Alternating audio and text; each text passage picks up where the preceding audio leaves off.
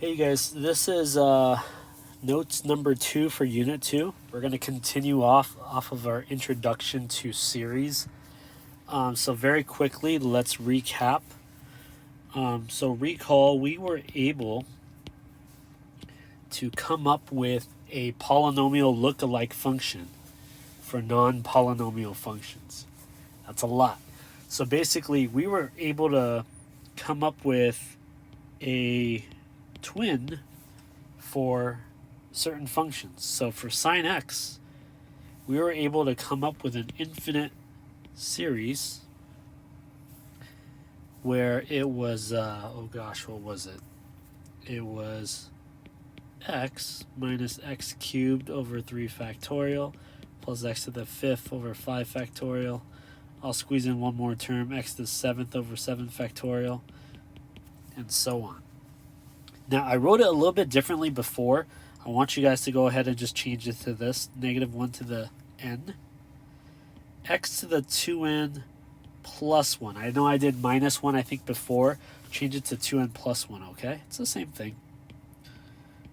Over 2n plus 1 quantity factorial.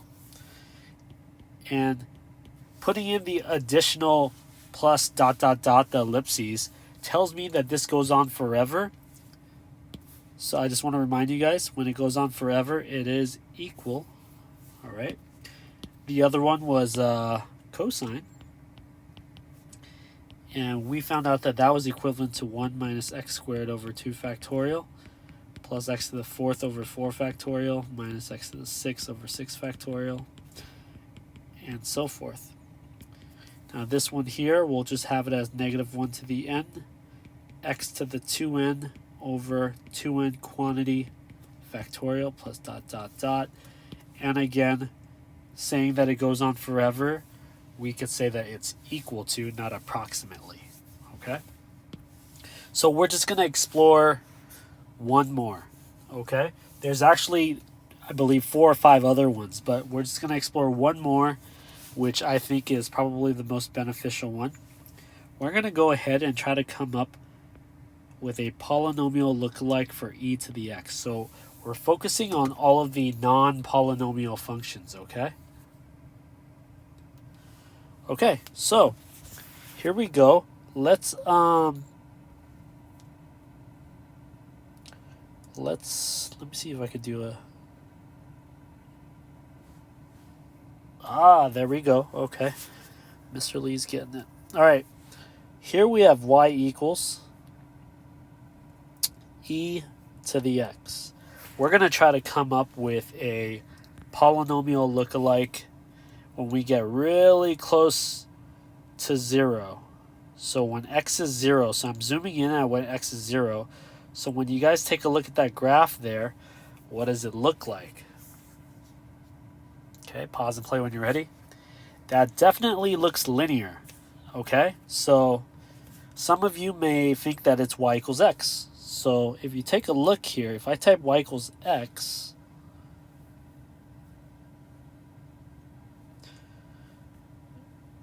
it doesn't match up. Okay, so what we have to do is we have to shift this line up 1. So if I just add 1 here, if I zoom in now, you notice that they're overlapping each other. So I'm going to make a statement here. So on your notes, leave some space there. We'll come back to it. All right. So right now we're stating that e to the x is very similar to, I wrote x plus 1, but I'm going to write 1 plus x here, okay? So what do we do after we find our polynomial lookalike? We check the error. So they overlap, but then eventually if you go far enough to the right and to the left, the red and the blue graph starts to separate, right? So they only overlap at about negative 0.1 to 0.1, right? So how do we improve that? Let's check the error. So over here, what we're going to do is we're going to go ahead and subtract over 1 plus x so that we can approximate our error. Remember that error is just the distance between the two. So when they overlap each other, they have no distance, meaning the distance is 0. All right. So I'm going to go ahead and graph the error here. So here we have, I hate typing on an iPad, e to the x minus that quantity 1 plus x. Okay, so I'm just going to go ahead and look at, actually, let me say one more thing. So remember, when they overlap, when we're really close to 0, the red and the blue are close to each other, meaning their error is 0, which is why that green graph right here is 0, okay? But as you go further out, the red and the blue starts to separate, which provides more distance, more error, which is why the green graph starts to increase there, okay? Now, let's come up with a polynomial lookalike function for this graph right here. Okay, now although it's not perfect, what does it somewhat resemble? Okay, pause and play when you're ready. This looks a lot like some type of even degree polynomial because they start and end upwards at the top. So I want to say that this is really close to like an x squared. So let's type that out and see what happens, okay? All right. It kind of overlaps, right? We could push it out a little bit more. So when we're really close to 0, what we want to do is make it wider. So I'm actually going to divide it by 2, okay? When we're really close to 0, it overlaps more. Now, it isn't perfect, right? So my error here closely resembles x squared over 2. I think you know where I'm getting at here, hopefully. So we have e to the x minus the quantity 1 plus x. That really closely resembles x squared over 2. So what we can do now is we can bring over that 1 plus x. So what I'm going to do is I'm going to add the 1 plus x to both sides. So now e to the x will now be approximately equal to the 1 plus the x plus the x squared over 2. Okay? So just like the last two observations or the explorations, you guys are looking for patterns, okay? Think about what your prediction will be for the next one. All right? It's not too obvious. I'll tell you that. All right? So we're going to do the same thing, okay? So now I'm going to graph 1 plus x squared divided by 2. I'm going to go ahead and get rid of the error there. Okay, so let's take a look at our graph. So we started off with 1 plus x, and now we improved it by adding an extra term. We noticed that they overlap a little bit further. Not by much, but they overlap a little bit further than negative 0.1 and 0.1. It's at about negative 0.25, positive 0.25 now. So the overlapping is being extended, which is good. Okay, so how do we calculate that error, right? So here we go on the left here. We're going to go ahead and bring over that quantity by subtracting so that we can figure out what that approximate error is. Okay, we're just finding out how far off we were. So here we go. We have e to the x minus that quantity, 1 plus x squared over 2. Gosh. Okay. There we go.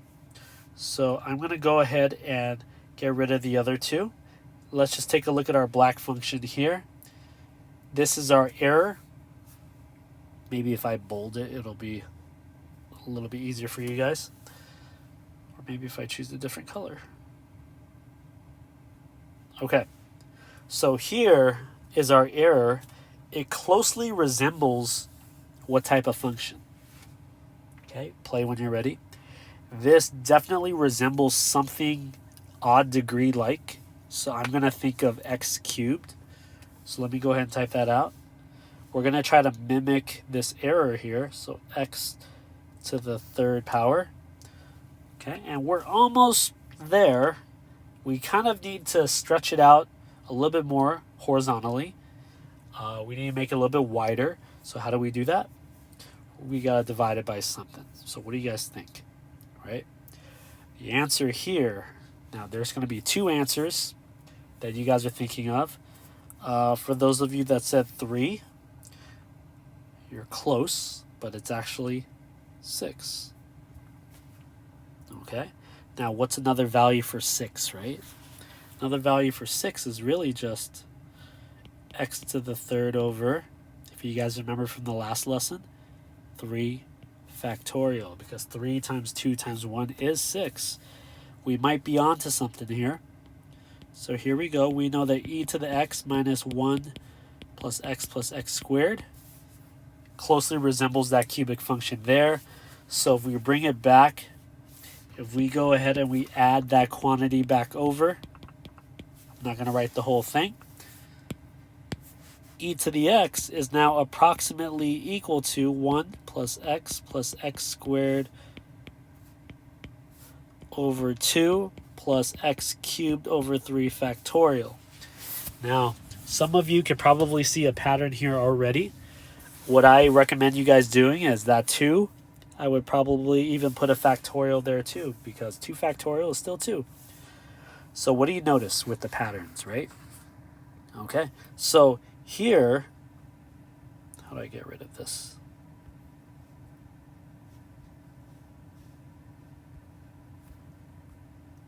Go away. Okay, there we go. So here, think about what the next 2 terms are going to be. Okay? Press play whenever you're ready. Think about what the next 2 terms are going to be. All right? So, here it is. E to the x, I'll leave that blank, will be 1 plus x squared over 2 factorial plus x cubed over 3 factorial plus x to the 4th over 4 factorial plus x to the 5th over 5 factorial. Okay? And we can go on forever. So what we do is, generally, people will write the first 3 terms. Okay? Just to kind of get the pattern going. And what they'll do is they'll do ... ellipses, right? And then they'll include the general term.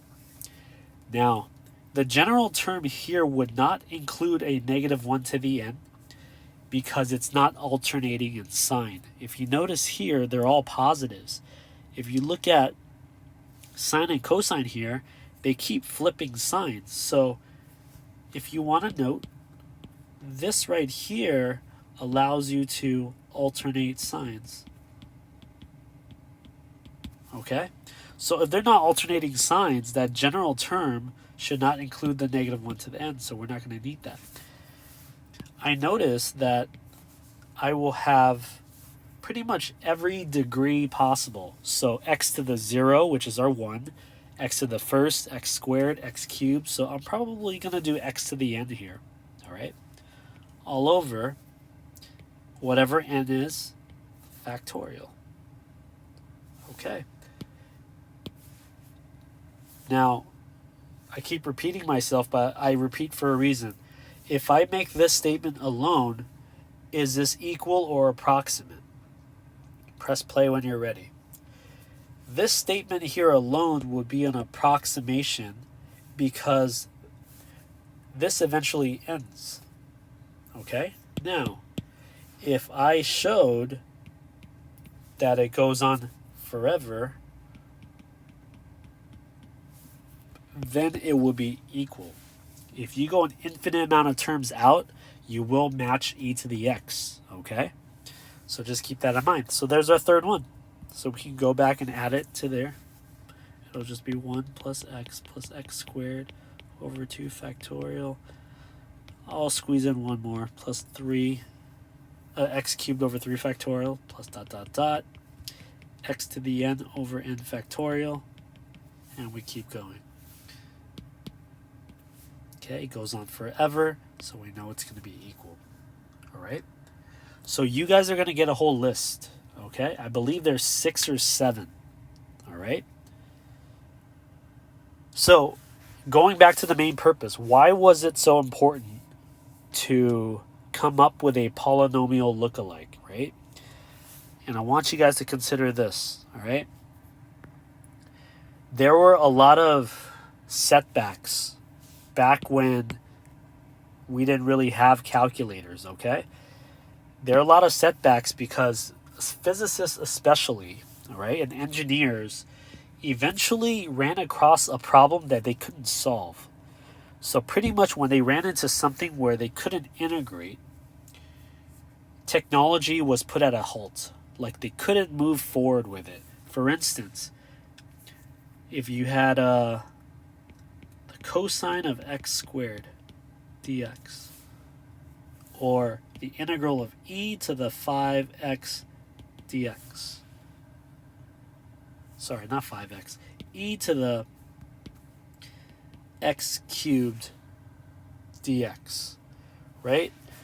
There was no manipulation that we could have possibly done. We couldn't integrate by parts. We couldn't use u substitution. There were no partial fractions.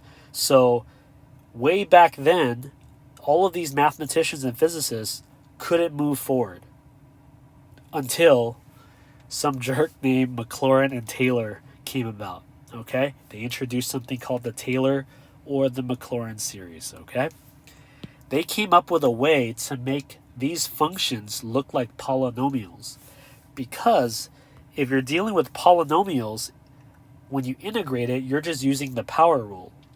So with this discovery here, that allowed technology to keep moving. And this is actually how everything is going to be calculated on your calculator. You know, when you press the sign button, it's not just some magical button. It's what they're doing at a very fast rate, at a nanosecond of time, is they're plugging and chugging this entire series to get your answer on your calculator, okay? So it's kind of neat to know how things came about so you could kind of move forward with your advancements. But the question here, and which I don't know, is how can we move further from where we are currently, right? And that's kind of the cool thing when you guys get into upper level math. Like, it's more thought-provoking. You start thinking about bigger picture questions, like how do we come up with something that'll improve the way we live, right? The way we manage pretty much anything. So start thinking about that. Start thinking outside the box a little bit more, because, you know, what you guys are doing right now is, you know, Calc AB and BC is pretty much the pivotal point where you stop following rules and you start thinking about the implications of the rules. Okay, just think about it. In Algebra 1 all the way up to pre-cal, you guys were just learning how math works. Well, there's going to be a point where you're going to know how all the math works. Now, what the heck are you going to do with it, right? How are we going to move forward with it? So start thinking about that as you start pursuing, you know, upper level math. Okay, here we go. So this right here and everything else below is in a PDF. If you don't want to write these down, if you would rather just print it out so that you could just work on it, you can do so. Or you could pause and play, write all of these out by hand. I'll leave that up to you guys, okay? So here we go. I'm going to ask you guys to construct a fourth degree polynomial centered at 0, and then I'm going to provide you this information. So what we're doing here is we're creating a designer series, okay? You guys are learning how to create polynomial lookalikes for pretty much anything. So we'll start off with this. Let's say we wanted to know what A, B, C, D, and E are. Okay, so we're trying to figure out the values of A, B, C, D, and E. Okay, so here's what we know. We know that P of 0 is 1. The derivative at 0 will come out to 2. The second derivative at 0 will come out to 3, and so on, right? So let me walk you through this here. So if P of 0 comes out to 1, right? That means I'm replacing an x with 0. So, take a look here. P of 0 would just be a times 0 to the 4th plus b times 0 cubed plus c times 0 squared plus d times 0 plus e. Obviously, everything that multiplies out to 0 is going to go away. So all we're left with is e. But remember, p of 0 comes out to 1. So now we know that e is equal to 1. All right? Let's take it one step further. I know that the derivative, we'll do p prime of x, is going to be 4ax cubed. I'm just taking the derivative, you guys. Plus 3b squared, x squared, plus 2cx, plus d, and e is a constant, so it goes away. Now, if I plug in p prime of 0, pretty much everything will go away except d. And I know that p prime of 0 is 2, so I know that 2 equals d. You guys get the logic here, okay? Let's keep going. So the second derivative will be 12ax squared plus 6bx plus 2c, and that d goes away because it's a constant. I just took the derivative of my first derivative here, okay? So p double prime of 0 will come out to just our constant, 2c. Okay? And I know that 2c is equal to 3. So that tells me that c is equal to 3/2. All right, so we got a few values here.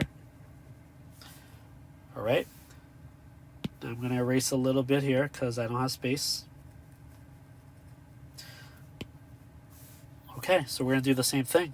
Why did I erase that? Okay, I'm going to need my second derivative. Here we go. Okay, so my third derivative of x will be 24ax plus 6b, and 2c goes away because it's a constant. So the third derivative at 0 will just give me 6b because that x term will go away.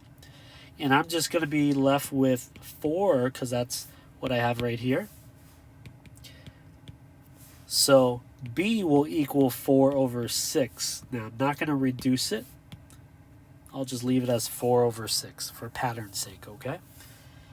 All right, lastly, my fourth derivative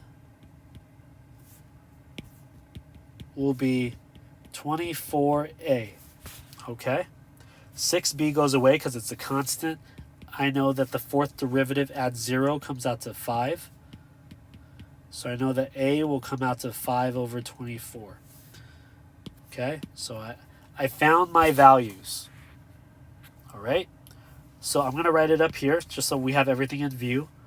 So p of x, I came up with a designer series. So this polynomial here, this 4th degree polynomial, will be 5 over 24 x to the 4th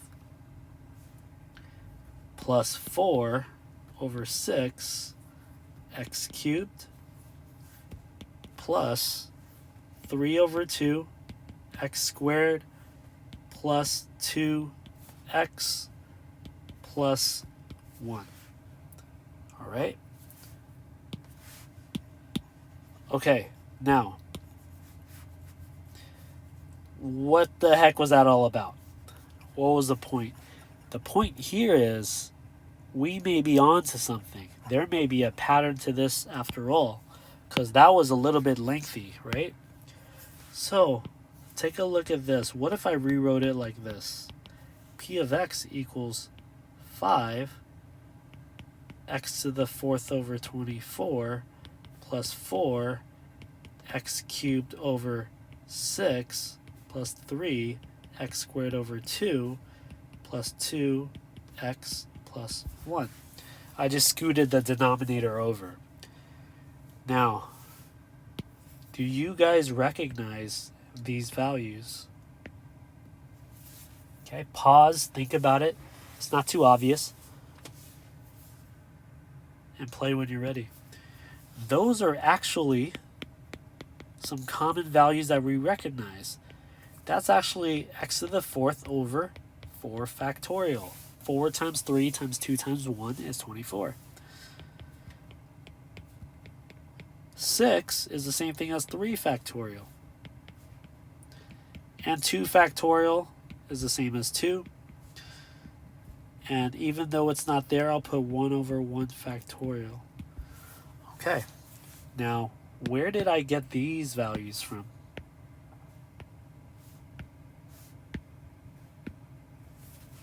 Okay. These values came from here. So, I notice that this was just the function. This was the first derivative. This was the second derivative. This was the third derivative. And this was the fourth derivative.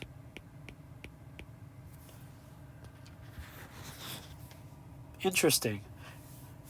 Notice how we have the fourth degree with the fourth factorial with the fourth derivative.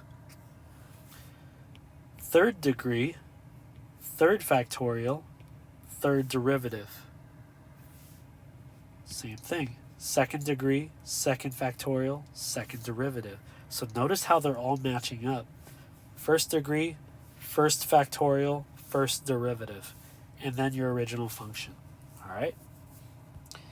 Okay. So, take a look at this. Okay, you might have to flip through the packet, okay, because I don't think I went in order. We're going to try to come up with a polynomial just like the last one, but now we're going to try to come up with a polynomial lookalike for this one here. And I'm going to do all the legwork for you guys, okay? Just make sure you understand. So, let's do the same thing.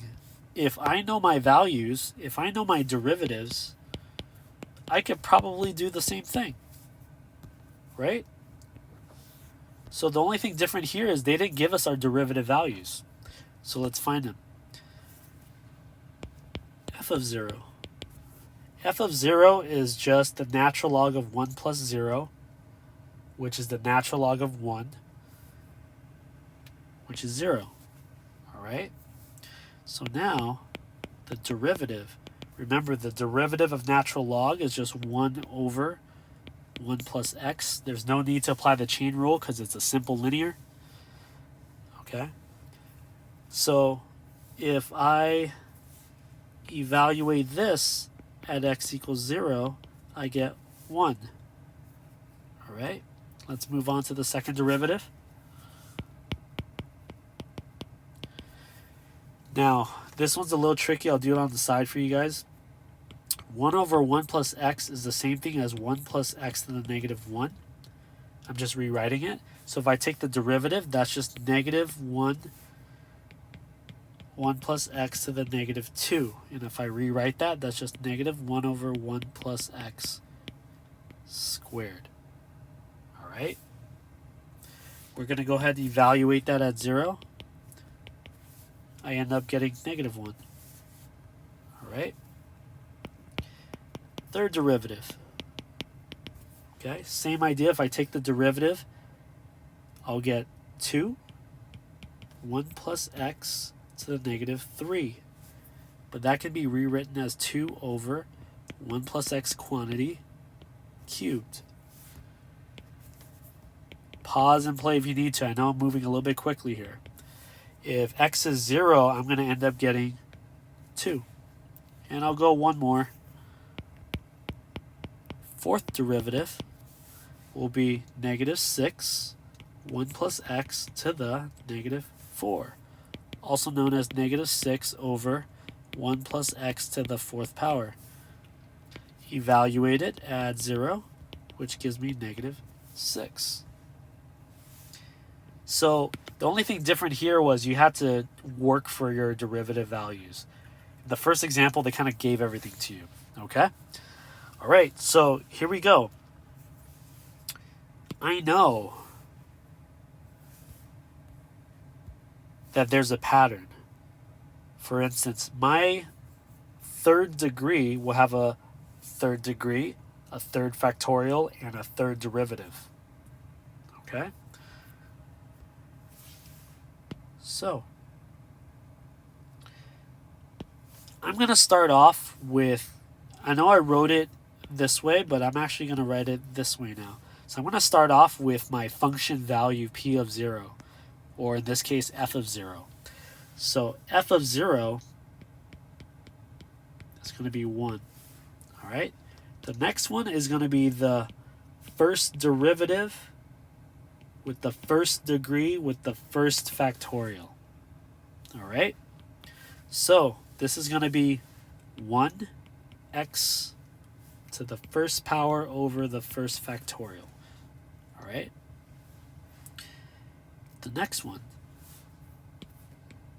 is the second derivative, second degree, second factorial. Well, the second derivative is -1, so it'll be -1x squared over 2 factorial. The next one is going to be the third derivative, which is 2 with the third degree with the third factorial. The last one is going to be the fourth derivative, which is -6 with the fourth degree with the fourth factorial. Okay? And there you go. This is a polynomial lookalike. Whoa. Let's try that one more time. Okay. This is the polynomial lookalike for the natural log of 1 plus x. Okay?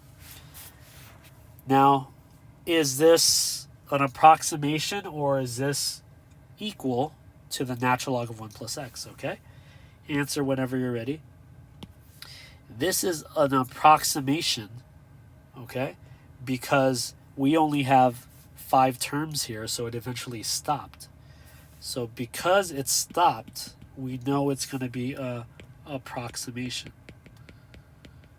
Okay? All right, so here we go. Let's skip this one. So there's a pattern here, all right? And I'll get you to understand how this is read. We'll start off with 0. When things are centered at 0, it's a lot easier to deal with. But we write it a little bit backwards. So notice we start off with the function at 0, with the first derivative with the first degree over the first factorial. They didn't write it there, okay? Now, personally, I like to have the factorials under the x squared, but I'm going to leave that up to you guys, okay? But notice here how we have the second derivative with the second degree over the second factorial, plus the third derivative with the third degree and the third factorial, and so on, okay? So the general term is going to be the nth degree with the nth derivative with the nth factorial, okay? So there's a summation, okay? We'll talk more about this when we need to, but there's a way to write an infinite amount of terms, but you guys kind of have seen this last year. What we're going to do is, now here they use k, but you could just use n. Here, this is just the nth derivative centered at 0 to the nth degree over the nth factorial, but you state that n will start at 0 and it'll go on forever. All right, so this is just another way of writing it. Now, okay, so some pretty messed up stuff. This guy named Taylor, right? He came up with this series. Then this other dude named Maclaurin said, well, hey, you know what? I'm going to come up with a formula or a series where it's centered specifically at 0, and I'm going to give it my own name. So all Maclaurin really did was he copy-pasted Taylor series, but he just centered it at 0. So he got a special name for it.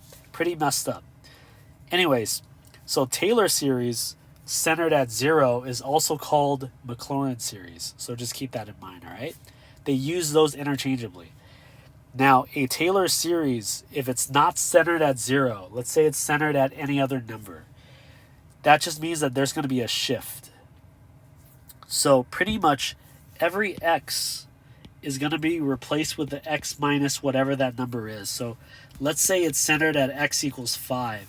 So instead of writing x, you're just going to write x minus 5, x minus 5 squared here, x minus 5 cubed, and so on.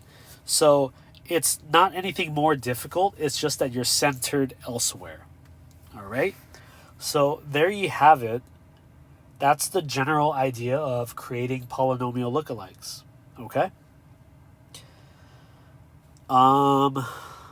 Okay, here we go. Suppose f has derivatives of all orders at x equals 1. Let's say they gave you all these values here. Write a 4th degree Taylor polynomial approximation for f centered at x equals 1. So this is a very common question on your AP exam. So here we go. We're going to create a Taylor polynomial of the 4th degree. So that's t sub 4 of x.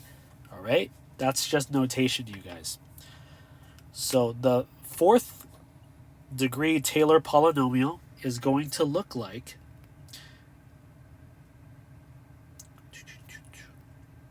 now, let me write this very carefully. Let me erase this so I have space. We are trying to come up with a polynomial lookalike for some random function. Okay? We are only going out to the 4th degree. So meaning our polynomial eventually stops. Okay? So f of x, if you guys think of f of x like sine x, right? We're going to come up with a polynomial lookalike. So this is going to be approximately the same as our 4th degree Taylor polynomial there. All right?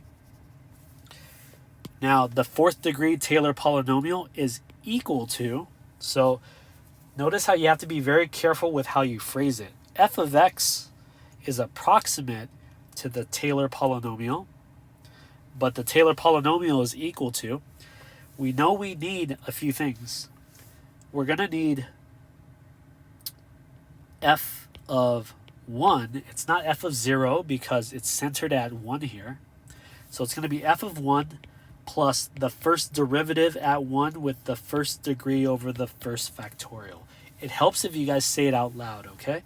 The next one is going to be the 2nd derivative with the 2nd degree over the 2nd factorial, plus the 3rd derivative, 3rd degree, 3rd factorial. And lastly, 4th derivative.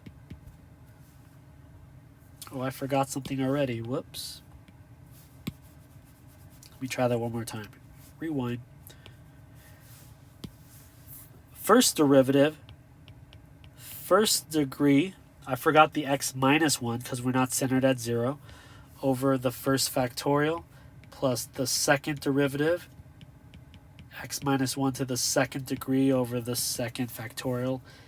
And then we're going to go to the 3rd degree with the third derivative with the 3rd degree with the 3rd factorial, plus the 4th derivative. I'm running out of space here, so I got to start over. X minus 1 to the 4th power, 4th factorial. And we're going to stop there. Okay, so all we do is we plug in what we know. We know what f of 1 is. We know what f prime of 1 is, f double prime, triple prime, and 4th derivative there. Okay, so we just plug and chug. Here we go. F of 1 is just 3. F prime of 1 is going to be 4. X minus 1 to the 1st power over the 1st factorial. That part is not necessary if you don't want to write to the 1st power and the 1st factorial. But just for the sake of pattern, it kind of helps. The second derivative is going to come out to negative 8. X minus 1 squared over 2 factorial plus minus, sorry. The third degree is going to be at 7. X minus 1 cubed over 3 factorial. And the last one's going to be plus 7 x minus 1 to the 4th power over the 4th factorial. There you go. All right. Obviously, seeing this for the first time, it looks like a lot, but really it isn't. So here you go. Then they ask us, use this to approximate f of 1.1. So here we go. F of 1.1 is approximately equal to t sub 4 of 1.1. What do you guys think we do? We just plug and chug. 3 plus 4, 1.1 minus 1. Minus 8 times 1.1 minus 1 squared over 2 factorial. Minus 7, 1.1 minus 1 cubed over 3 factorial. Plus 7, 1.1 minus 1 to the 4th power over 4 factorial. The great thing is, you guys have had me before with the AP exam. You could leave it as is. The moment you guys plug in that X value, you guys are done. There's really no need to evaluate that. Okay? Okay. So, here we go. Let's use what we know, right? We want to write a 4th degree Taylor polynomial to approximate cosine, centered at pi over 4. How does this all connect? So you guys recall that cosine, we know the expansion for cosine. We know the Taylor series for cosine. Cosine centered at 0 is all the odd degree functions. So it's going to be x, I'm sorry, not odd. Did I say odd? I meant even. Cosine is an even function, so it has all the even degree terms. So here it's going to be 1 minus x squared over 2 factorial plus x to the 4th over 4 factorial. And since we're only going up to the 4th degree, I'll just stop there, okay? I'm going to change this to approximate because I stopped. Now, this is centered at 0. They want it centered at pi over 4. So, here we go. It's approximately equal to 1 minus x minus pi over 4 squared over 2 factorial plus x minus pi over 4 quantity to the 4th over 4 factorial. And that's it. So if you know your Maclaurin series, your common ones, so far we know sine, cosine, and e to the x. If you know the base model, the common Maclaurin series, you could build off of it. And this is the last part for today, all right? You do this a lot on your FRQs, so I'm going to train you guys on this. So here they want us to write the first 4 non-zero terms and the general term. Okay, very common question for them to ask you, okay? So here they want us to write a Maclaurin series for sine 2x. So here's what you do. You start with what you know. I know that sine x is what, right? Look back in your notes if you need to. I know that cosine is an even function, so all the degrees are even. Sine is odd, so I know it's going to be x minus x cubed over 3 factorial plus x to the 5th over 5 factorial. They want the first 4 non-zero terms, so I'm going to add one more, minus x to the 7 over 7 factorial. And then they want the general term, so I'll slap on the general term here, okay? If you guys remember, it alternates, so it has a negative 1. And it has a power of 2n plus 1, 2n plus 1 factorial. You're only going to be good at that the more and more you write it and read it, okay? I'll just put the plus dot dot dot so I can put an equal sign here.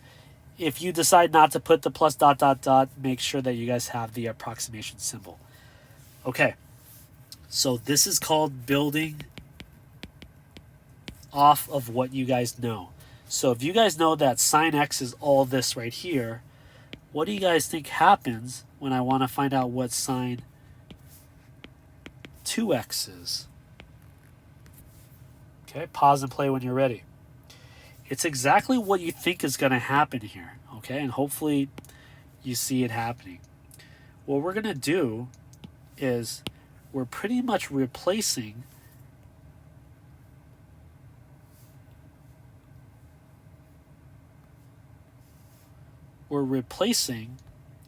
every x for a 2x. Right? That's what we're doing. We're replacing it, an x with a 2x. So every time you see an x, replace it for a 2x. And I always use parentheses no matter what. Okay? Because you want to make sure it's equivalent. Okay, so pay close attention to this last part here. If every x is being replaced with a 2x, so is the general term. So this x right over here will also be replaced by a quantity 2x. And that is it. So sine 2x, the polynomial lookalike, is pretty much that. So the trick here, replace. Build off of what you know, and then replace. All right? So here we go again. Sine x squared. Try it out. Press play when you're ready. Sine x, I know, is an odd function, so that's going to be equal to x minus x cubed over 3 factorial plus x to the 5th over 5 factorial minus x to the 7 over 7 factorial plus dot dot dot plus negative 1 to the nth power x to 2n plus 1 all over 2n plus 1 quantity factorial plus dot dot dot. Okay, so they want sine of x squared, so that's just going to be sine of x squared equals x squared minus x squared cubed over 3 factorial plus x squared to the 5th over 5 factorial minus x squared to the 7th power over 7 factorial plus dot dot dot, I'm running out of space here, negative 1 to the n, x squared to the 2n plus 1 all over 2n plus 1 factorial plus dot dot dot. It's a lot to write, but it's not that bad. Okay? So the common question that I get a lot here is, well, Mr. Lee, can I put x to the 6 right there? You can, but why would you? Right? You know, we want to be very stingy with our answers, so if they ask us to do something and we did it, then we're all done. Okay? Now, if another follow-up question requires us to simplify, then we'll do it. But if they don't ask us to, then we're not going to bother. All right? Okay, so here's the thing. Here's part C. Notice how part C is slightly different from B. Okay? What is happening to sine x squared here? Pause and play when you're ready. Sine x squared here is being multiplied by x. So what you do, and even though this is not a nice answer to copy paste because it's so messy, I'm going to put it here. But basically what's going to happen is, I'll put it in green. If you're multiplying this by x, you have to multiply this whole side by x. All right? So that's going to involve you distributing a bunch. But the thing is, with a series, it's tricky. You can't just leave these bracket bars and that x there. So what I would do, I would multiply. I would literally slap on an x onto every term, including the general term. And that's it. So if it was multiplying by x cubed, you would multiply every term by x cubed. Okay? Start with what you know and then build off of it. Okay? Okay, here's one for you to try. Cosine 2x. Press play when you're ready. So I know cosine x is going to be 1 minus x squared over 2 factorial plus x to the 4th over 4 factorial minus x to the 6 over 6 factorial plus dot dot dot plus alternating,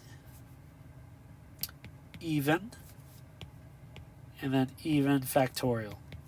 Let me get rid of that x there. Okay, that's the general idea. But since they're asking for a cosine of 2x, I'll just slap in the 2x. How easy is that, right? Plus dot dot dot, because I wrote that it was equals, okay? Now if you didn't write the plus dot dot dot, make sure it's approximate. There you go. Not that bad. Same thing here. Press play when you're ready. So this is going to be cosine of x cubed equals 1 minus x cubed squared over 2 factorial plus x cubed to the 4th over 4 factorial minus x cubed to the 6 over 6 factorial. Now, if you're trying to write everything out all at once, it could get a little confusing, especially with the powers. So I'll leave that up to you on what you prefer. Plus dot dot dot plus, we have negative 1 to the n. We have x cubed to the 2n over 2n quantity factorial plus dot dot dot. There you have it. Okay, no need to simplify. Equal is equal. All right, I believe this is my last one. E to the 3x. Press play when you're ready. E to the x, I know, is going to be, and my kids 2 years ago actually came up with this. So e to the x is everything. Is everything. So it's going to be 1 plus x squared over 2 factorial plus x cubed over 3 factorial and so on, with the general term over the nth factorial. All right, but I want e to the 3x. So I'm going to replace every x with a 3x. So it's going to be 1 plus 3x plus 3x squared over 2 factorial plus 3x cubed over 3 factorial and so on. But I'm also going to replace the x in the general term with a 3x as well. And who cares about simplifying it? We got the job done. All right. Okay. That's it. So look over it, you guys, all right? We came up with polynomial lookalike functions, and then we built off of what we know. Now, the thing is, if you're not given a function, right? If they don't tell you what that function is, whether it's sine, cosine, or e, or exponentials, you would have to build it from scratch, which is f of 0 plus the first derivative, first degree, first factorial, second derivative, second degree, second factorial, and so forth. But most of the times they give you exactly what you need, but in the case that they don't give you a function, you have to build it from scratch, okay? Go ahead and try out the homework, and then we'll go from there.